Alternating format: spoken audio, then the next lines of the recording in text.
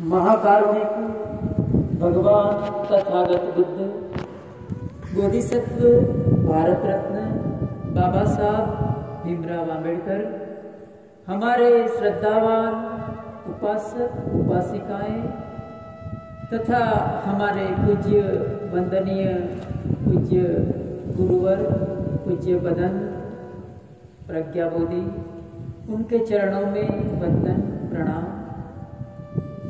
आज इस कार्यक्रम के अंतर्गत जैसे कि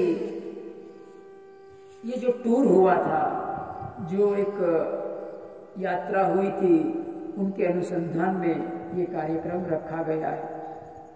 हमारे पूज्य भदंत ने बहुत अच्छी तरह से उन्होंने समझाया कि किस तरह से भगवान बुद्ध ने 4 दर्शनीय स्थान बताए। उन्होंने अच्छी तरह से आपके सामने उनकी रजूआत की। तो एक बात शुरुआत करने से पहले छोटी सी बात है कि हमारे पूज्य भदंत ने शुरुआत में मेरी बहुत प्रशंसा की, तो मुझे थोड़ा हंसी आई कि ऐसा लगा कि जैसे कोई हिमालय हो, वो छोटी टेकरी की कैसे प्रशंसा करता है ना। उनकी प्रशंसा में मैं कहना चाहूँगा कि उनका जो उन्होंने जो धम्म के प्रति समर्पण किया है, उन्होंने जो संघर्ष किया है, उसके सामने मैं कुछ भी नहीं हूँ। क्योंकि मैं जब ये आया तो मुझे मालूम नहीं था, मैं उनके बारे में कुछ नहीं जानता था। लेकिन जैसे जैसे मुझे पता चला कि उन्होंने कितना संघर्ष किया है वो बिहार को खड़ा करने में, वो जब भी अपने गुरुजी के पास थे तो उन्होंने उनका अपना अतीत मुझे बताया कि किस तरह से वो गुरुजी को समर्पित थे। और उनको गुरुजी थे बदंत सुमित बोधि जी, जो बदंत श्री थे, उनको कितना उनके प्रति प्यार था कि उनको वो जाने नहीं देते थे। तो ऐसा एक जो इतना प्रभावशाली और इतना सारा उन्होंने गुण है, वो मेरी छोटी सी प्रशंसा करके अब मुझे थोड़ा शर्मिंदा भी कर दिया।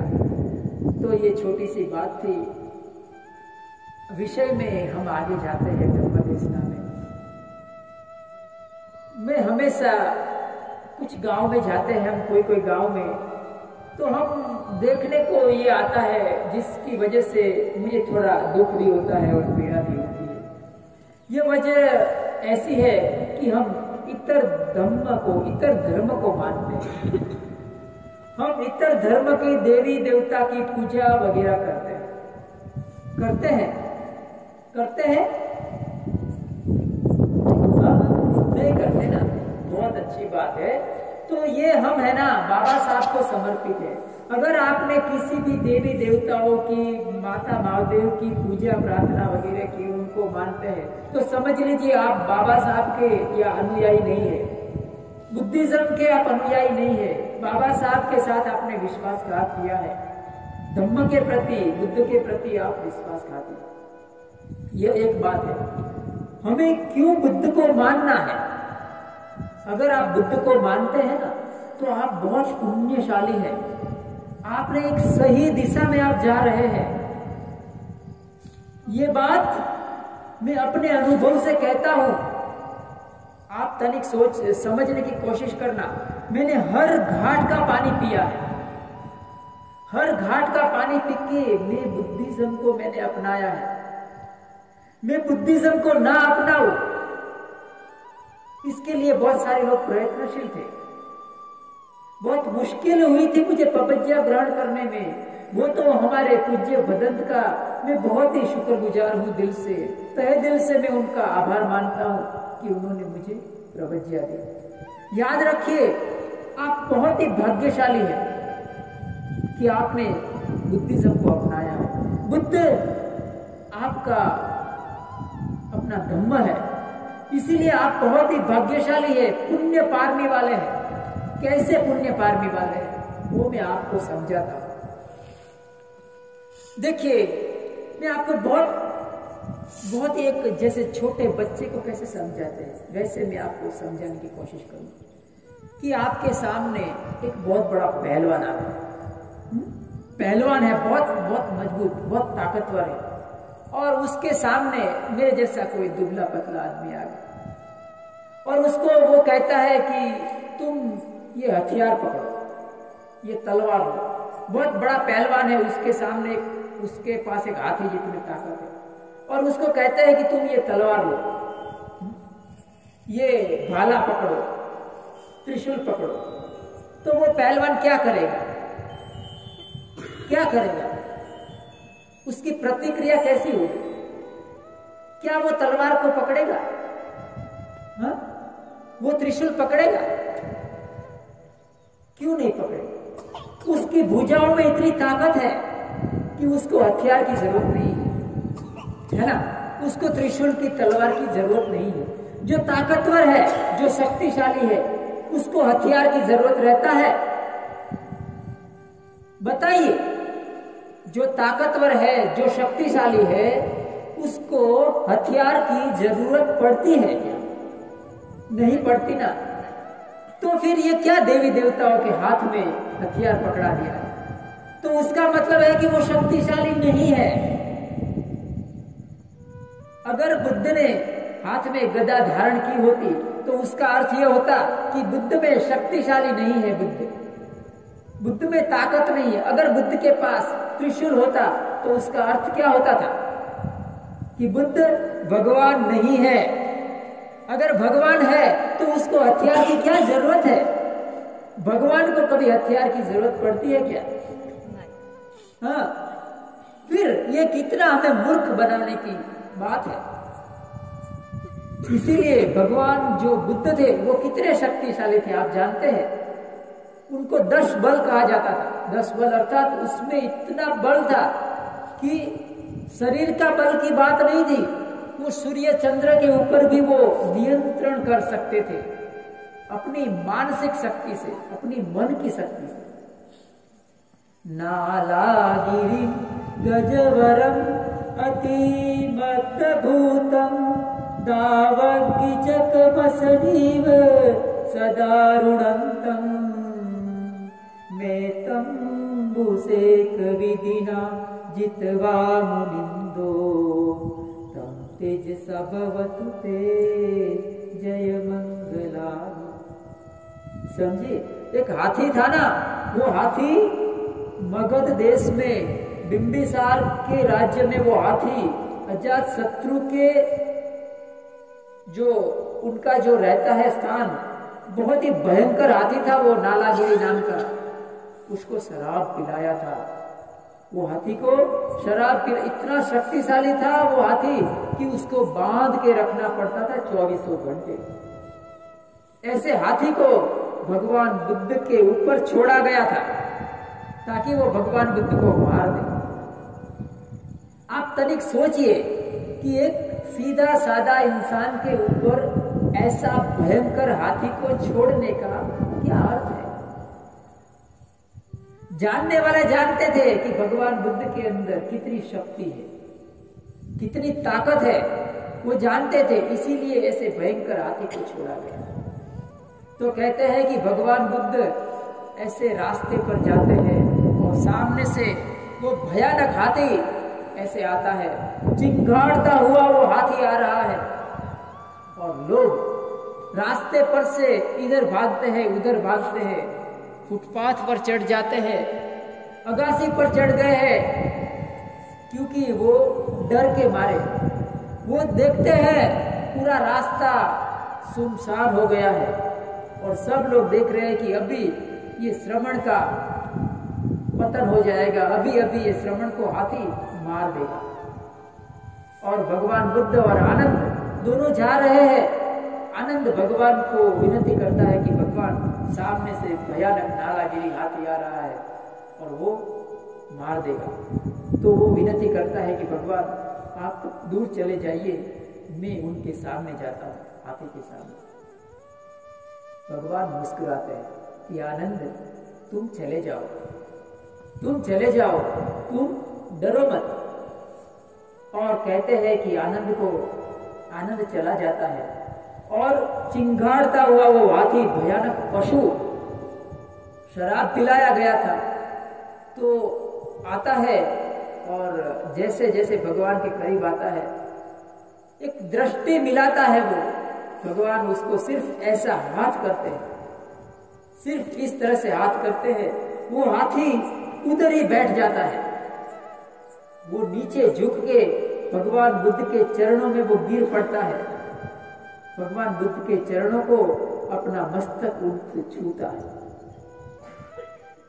हथियार की जरूरत थी भगवान बुद्ध को? हाँ, गदा की जरूरत थी? नहीं थी ना। तो हम भाग्यशाली है ना कि इतना शक्तिशाली भगवान हमें मिला है। हाँ? क्या हिंसा, अगर भगवान ने हिंसा की होती तो? हाँ? हिंसा भगवान जो होता है क्या वो हिंसा करता है, किसी की हत्या करता है?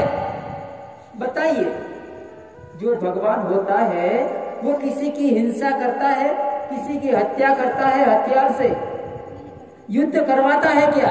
हाँ, नहीं करवाता ना। तो ऐसे देवी देवताओं को इतर धम्म को मानकर अपना जीवन बर्बाद मत करना, याद रखना। आपका जीवन बर्बाद मत करना। मैं आपको जो बोल रहा हूं बहुत अपने अनुभव से और मैं अपनी प्रज्ञा से बोल रहा हूं। आपको मैं इस तरह से समझाऊंगा कि आप जिंदगी में भगवान बुद्ध के अलावा कोई इतर धर्म को आपकी दहलीज पर नहीं चढ़ने देंगे। आप सोचिए, भारत में कानून की व्यवस्था ठप्प हो गई है, कानून की व्यवस्था नहीं है। याद रखिए, क्यों नहीं है जानते हैं? अगर भगवान बुद्ध व्यभिचारी होते तो क्या आप उनको मानते थे? वो ऐसा बहुत सारे स्त्रियों के साथ संबंध रखते थे, क्या आप उनको मानते थे? नहीं मानते थे ना। आप सोचिए तने, ये हमारे साथ कितनी मूर्खानी, हमको कितना मूर्ख बनाया जा रहा है, हमारे साथ कितना छलावा किया जा रहा है। आप तनिक सोचिए, अपनी बुद्धि को थोड़ी हवा दीजिए। एक इंसान किसी भी औरत के ऊपर, स्त्री के ऊपर बलात्कार करता है, उसकी छेड़ती करता है, हाँ? उसको कोर्ट में पेश किया जाता है। उसको क्या कहा जाता है कि तुम ये एक धर्म का पुस्तक है, उसके ऊपर हाथ रख के तुम कसम खाओ कि सच बोलोगे, सच के अलावा कुछ नहीं बोलोगे। क्या वो इंसान सच बोलेगा? अगर वो पुस्तक जिसने लिखा है वो खुद व्यभिचारी है, वो खुद झूठा है, जिसने हिंसा की है, कपट किया है, ऐसे व्यक्ति को पुस्तक पर हाथ रख के क्या वो व्यक्ति सच बोलेगा? बोल सकता है वो सच? कदे नहीं बोल सकता। वो आदमी सोचेगा कि मैं ये पुस्तक पर, इसने खुद झूठ किया था, हाँ? उसने खुद छेड़ती किया था औरतों की, हाँ?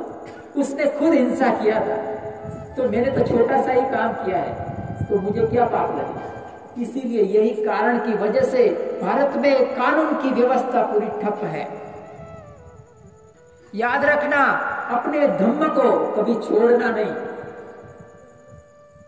हमको मूर्ख बनाया है, याद रखना।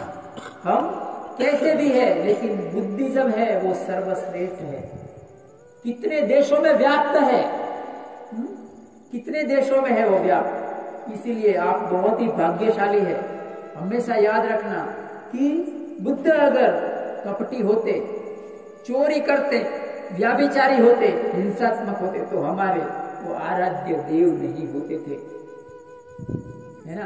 किसी भी धर्म को कसम खा लेना, किसी भी धर्म का देवी देवता के सामने देखना नहीं, इतर धर्म के सामने आपका जीवन बर्बाद होगा। कैसे बर्बाद होगा मैं आपको बताता हूं, अपने अनुभव की बात बता। देखिए, सबसे बड़ा नाता प्यार का कौन सा होता है? कौन सा ऐसा नाता होता है कि जो सबसे दुनिया में सबसे बड़ा है? प्यार का नाता। ताई बताइए, कौन सा नाता है कि जिसका नाता है बड़ा प्यारा, पूरी दुनिया याद करती है, माता और बेटा, है ना। माँ और बेटे का नाता ऐसा है ना कि उसको उसकी मिसाल दी जाती है। लेकिन अगर आपके जीवन में अगर झूठे देवी देवता है ना, इतर देवी देवता है ना, तो ये नाता है ना वो भी खराब हो जाएगा। कैसे खराब होता है मैं आपको बताता हूं।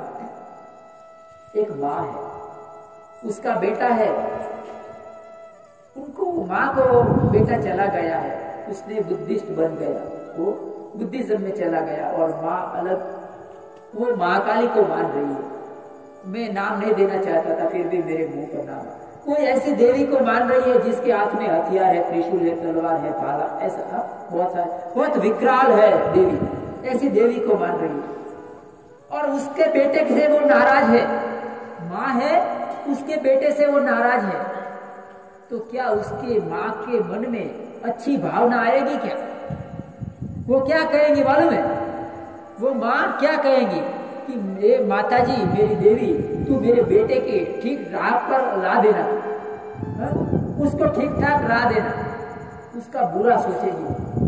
ये हकीकत है, आपको बताऊं, ये हकीकत है। एक माँ भी बुरा सोचेगी अगर उसका देवी जो है वो ऐसी विकराल, भयानक है, हिंसात्मक है, तो वो अपना बेटे के बारे में भी वो बुरा सोचेगी। इसीलिए मैं कहता हूं आपको कि कभी एक प्रण ले लेना कि कभी कोई देवी देवता को मानना नहीं। भगवान बुद्ध के शासन में एक बार ऐसा होता है कि एक भयानक यक्ष, जिसको यक्ष कहते हैं, भगवान बुद्ध के, याद रखिए, भगवान बुद्ध के शासन में से बहुत सारा चुरा लिया है और चुरा कर दूसरी जगह गया है। भगवान बुद्ध के अलावा दूसरे कहीं यक्ष ऐसा नाम तक नहीं था। यक्ष माने एक भयानक अमनुष्य कहते हैं इसको, जिसको देव कहते, कुछ भी कहो आप, एक देव होता है, यक्ष भयानक होता है। तो कहते हैं कि आलवी नाम का प्रदेश था, आलवी नाम के प्रदेश में एक यक्ष अपने स्थान पर, उसके सामने बुद्ध बैठे हैं और वो यक्ष बहुत ही भयानक था। उसके मन में कोई धर्म की भावना नहीं थी, भयानक था। वो मनुष्य को खा जाता था, मनुष्य को खा जाता था। वो इतना भयानक था, उसके पास बहुत सारी चमत्कारिक शक्तियां थी, अस्त्र शस्त्र थे। ऐसा भयानक यक्ष भगवान बुद्ध के कदमों में गिरकर उसको कहता है कि भगवान बुद्ध, हे तथागत, मैं आपकी शरण में आता हूँ, मैं आपका अभिनंदन करता हूँ गौतम, मैं आपका अभिनंदन करता हूँ। आपने मुझे अंधकार में से प्रकाश में ले गए, आपने एक भटके हुए इंसान को सही सही राह दिखा दिया। वो क्या कहता है? पाली भाषा है, बहुत मीठी भाषा है, तो पाली भाषा हमेशा मुझे बहुत अच्छी लगती है।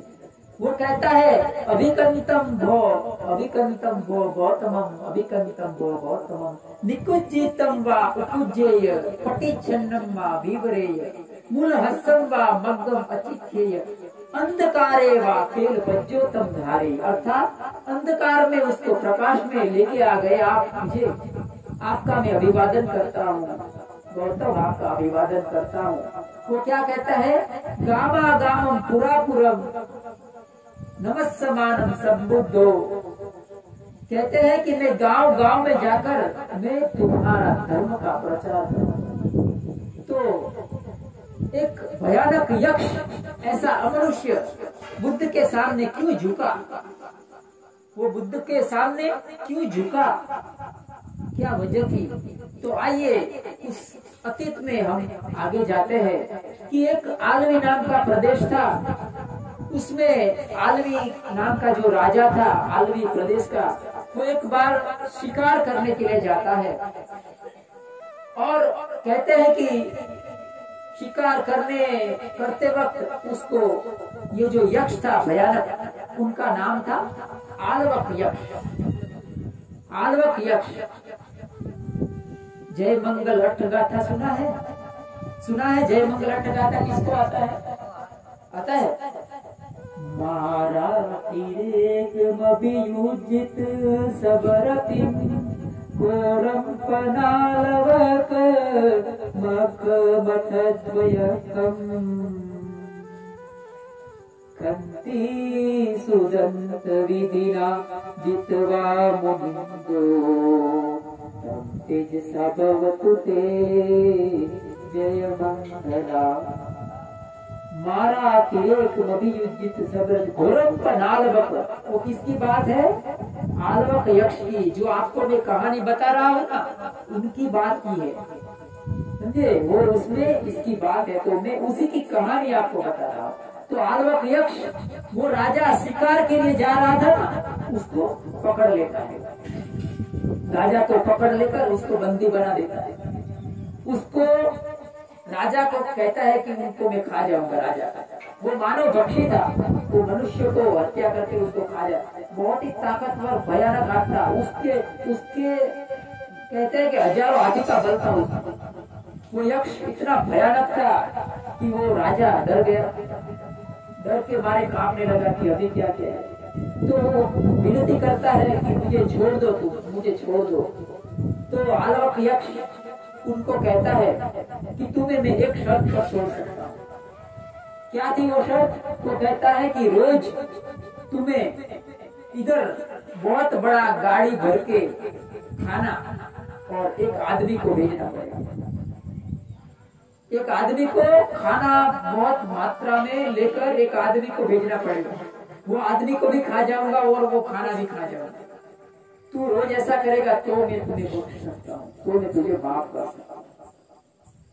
अभी राजा को जान बचानी थी, तो राजा ने कह दिया हाँ, और राजा को उसने छोड़ दिया। तो राजा अपने दरबार में आकर, अभी उसके पास कोई उपाय नहीं था, क्या किया जाए। करार के मुताबिक वो यक्ष के पास एक आदमी को भेजना था और खाना लेके भेजना था। खाना लेके भेजने में कोई दिक्कत नहीं थी, लेकिन एक आदमी को भेजना बहुत बड़ा प्रश्न था।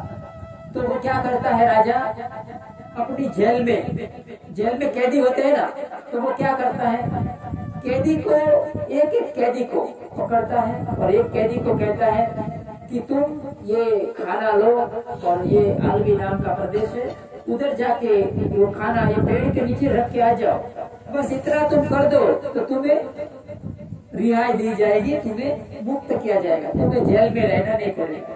अभी वो जो कैदी होता था उनको अच्छा लगता है कि ये तो अच्छी बात है खाना रख के आने में, तो वो जाता है और उधर खाना जैसे रखता है तो उसको वो यक्ष पकड़ लेता है और उसको खा जाता है, खाना भी खा। तो एक कैदी गया, वो वापस नहीं आया, फिर दूसरा कैदी, तीसरा कैदी, जैसे जैसे जेल खाली होने लगी तो अभी कैदी डर गए कि जो जाता है वो वापस नहीं आता है, जबरदस्ती कैदी को उधर भेजने लगे। पूरी जेल खाली हो गई, सब कैदी मर गए। अभी क्या किया जाए, अभी राजा सोचता है तो जो गांव के लोग थे उनको पकड़ने लगा। गांव पूरा आलवी नाम का जो प्रदेश था वो खाली होने लगा, गांव छोड़कर लोग भागने लगे। अभी राजा के पास कोई उपाय नहीं था, तो वो क्या करता है, छोटे छोटे बच्चे को राजा था तो हुक्म चलता है राजा का, तो छोटे छोटे बच्चे को पकड़कर वो उसको उधर भेज देता था। अभी छोटे छोटे बच्चे सब खाली हो गया, गांव सब लोग भाग गए। तो वो क्या करता है कि वो सोने के पिंड बनाता है और ऐसे रास्ते में रखता है। आलवी जो प्रदेश था ना, ऐसे एक के बाद एक मानी 10 कदम पर एक पिंड रखा, दूसरे 10 कदम पर एक ईंटा रखा, ऐसा सोने का रखा। तो लोग लालच के मारे वो लेने के लिए जाते और उधर वो आलवी यक्ष पकड़ लेता।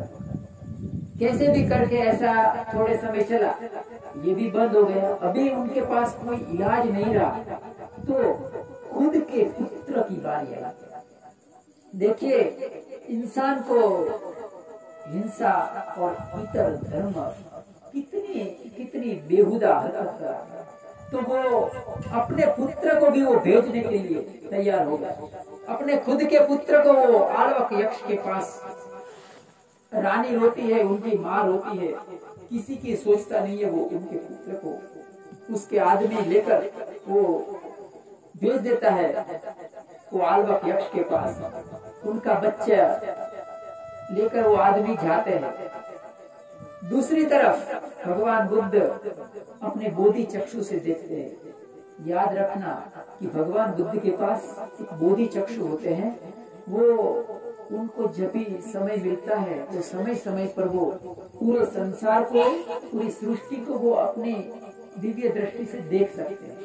हम नहीं देख सकते और यहाँ बैठे बैठे हम नहीं जान सकते कि मौसला में क्या हो रहा है, लेकिन भगवान बुद्ध के पास ऐसी दिव्य चक्षु होते हैं कि वो निरीक्षण करते हैं कि क्या होता है।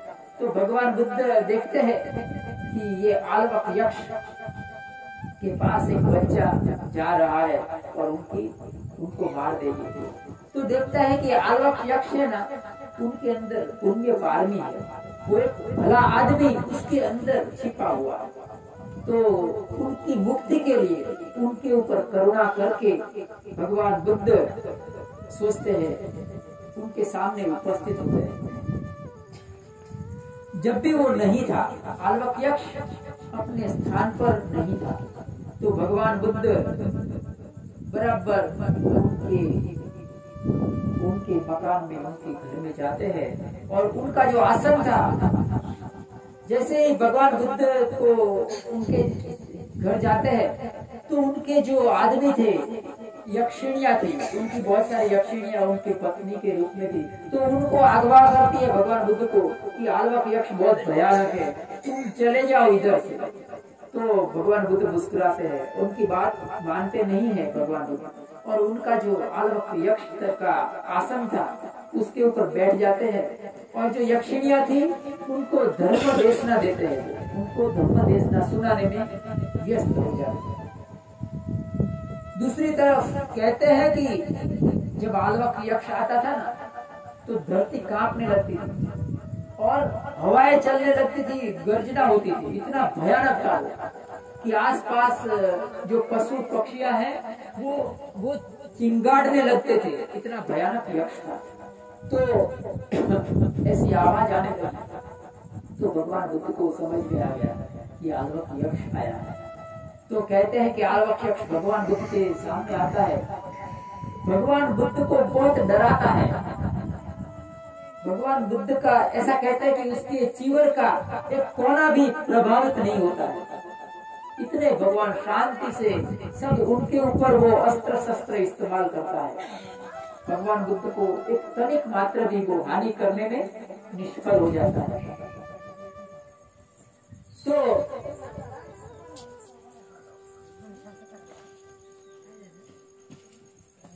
आलवक यक्ष को भगवान देखते हैं। अभी आलवक यक्ष देखता है कि ये जो श्रवण है, भगवान है, उनको हराना मुश्किल है, तो उनको ताना मारता है। क्या ताना मारता है कि ये श्रवण, तो क्या ये उचित है कि किसी की अनुपस्थिति में, किसी की गैर हाजिरी में उसके घर में घुसकर उनका पत्नियों को धर्म देशना देना, क्या ये उचित है? तो भगवान बुद्ध को इस तरह का ताना मारता है वो।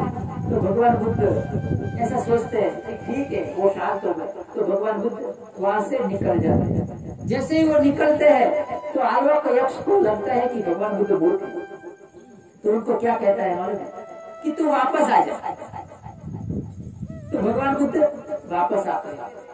तो कहता है कि अभी तो फिर से चला जा, श्रवण तो फिर से चला जा। तो भगवान फिर से जाते हैं, श्रवण तो वापस आ जा। तो फिर से वापस आते हैं।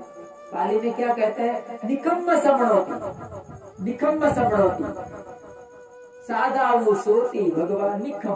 भगवान सुनकर निकल गए। पावी से समणा, तू वापस आ जा। तो बोला सादा वो सोती भगवान, पावी सी। भगवान फिर से आए गए। तो निकम्म समणाति द्वितीयम्पि तृतीयम्पि चतुर्थम्पि खो आलवको यक्षो भगवंतम एतदवोच निकम्म समणा। भगवान के श्रवण निकल जाए। तो भगवान चौथी बार क्या कहते हैं, अब नहीं निकलो, अब नहीं निकलूंगा, तेरे से जो हो वो कर ले। भगवान अड़ गए। भगवान अपनी क्षमता दी, भगवान तो कहते तेरे से जो हो सकता है वो करो। आलवक यक्ष डर गया, तो वो कहता है, क्या कहता है कि तुमको मैं, तुम्हारे चित्त है ना उसको विक्षिप्त कर दूंगा, तुम्हें हृदय को फाड़ दूंगा और गंगा के उस पार फेंक दूंगा। क्या कहता है कि चित्तम वा किप्पिस्सामि हृदयं वा ते फालेस्सामि पादेषु वा गहित्वा पार गंगायां किप्पिस्सामि। भगवान क्या कहते हैं? कहते हैं कि ये संसार में ना तो कोई ब्रह्मा में ताकत है, ना इंद्र में ताकत है, ना कोई देव में, ना कोई मनुष्य में इतनी शक्ति है कि मुझे मेरे चित्त को विक्षिप्त कर सके। संसार में, ये सृष्टि में, ये पूरे चक्रवाल में ऐसा कोई नहीं है। तो यक्ष कहता है कि मैं तुम्हें कुछ प्रश्न करूंगा, मैं तुम्हें कुछ प्रश्न करता हूँ, अगर वो प्रश्न नहीं, तुमने जवाब नहीं दिया तो मैं तुम्हारे चित्त को विक्षिप्त कर दूंगा, तुम्हें हृदय को फाड़ दूंगा, ऐसा कहता है। भगवान कहते हैं कि तुझे जो पूछना है वो पूछ। कहते हैं कि वो जो प्रश्न थे ना, उसने सोने के कपड़े पर लिखा कर रखे थे और वो प्रश्न सबको पूछता था, लेकिन उसका जवाब किसी के पास नहीं मिलता। तो उनको बहुत प्रश्न वो पूछता है, भगवान उनका अच्छी तरह से जवाब देते हैं। और वो जो प्रश्न थे ना, वो आप सबको बहुत ही लागू है। देखिए, धर्म में जो श्रद्धा है ना, श्रद्धा, भगवान ने श्रद्धा के ऊपर बहुत बल दिया। श्रद्धा के बगैर एक तस्सु भी हम आगे नहीं बढ़ सकते। तो आप में कितनी श्रद्धा है। देखिए, श्रद्धा नहीं होती ना, मैं चेहरा पढ़ता ना, अगर मैं चेहरा पढ़ के मुझे पता चलता कि आप कंटाल गए, तो मैं तुरंत ही मैं वाइंड अप बंद कर देता। मैं ज्यादा नहीं बोलता, 5 मिनट बोलता, 2 मिनट बोलता और खत्म कर देता। लेकिन आप सुन रहे हैं, इसीलिए मैं बोल रहा हूँ अच्छी तरह से। तो ये किसकी निशानी है? ये श्रद्धा की निशानी है। आपके दिल में श्रद्धा है भगवान के प्रति, तथागत के प्रति आप में श्रद्धा है। तो ये श्रद्धा को देखा, इसीलिए मैं बोल रहा हूँ। तो भगवान को प्रश्न, पहला प्रश्न क्या करता है? पाली में है, किंसु वित्तम पुरुष सिद्धम किंसु सुचीनम सुखमा भाति किंसु हवे साधुतरम रसानम कथन जीवित माहून सिद्धन। पाली है, मैं उनका भाषांतर करता हूँ। कहता है भगवान के कौन सा वित्त अर्थात धन, जो धन है ना, धन, कौन सा धन श्रेष्ठ है? किंसु वित्तम पुरुष श्रेष्ठम, कौन सा धन श्रेष्ठ है? किंसु वित्तम पुरुष श्रेष्ठम किंसु सुचीणम सुखमा भाति, कौन सा सुख श्रेष्ठ है? कहते हैं किंसु हवे साधुतरम रसानम कथन जीवित माहु सिद्धम, कौन सा जीवन श्रेष्ठ है? तो पहला ही भगवान उनका आंसर क्या देते हैं? सद्दीय वित्तम पुरुष से। श्रद्धा है ना, श्रद्धा वो सबसे बड़ा धन है। सबसे बड़ा धन श्रद्धा का। श्रद्धा डिग्री नहीं चाहिए किसी भी हालत में। भगवान बुद्ध के ऊपर, बाबा साहब के ऊपर हमारी श्रद्धा बिल्कुल डिग्री नहीं चाहिए। पहला ही भगवान बुद्ध ने कहा। आगे भी कहा, जब उसने दूसरा प्रश्न किया तो क्या कहा? कथनसु तरति ओघम कथनसु तरति अन्नवम कथनसु दुख बच्चेंति कथनसु परिशुद्धति। इंसान कैसे परिशुद्ध होता?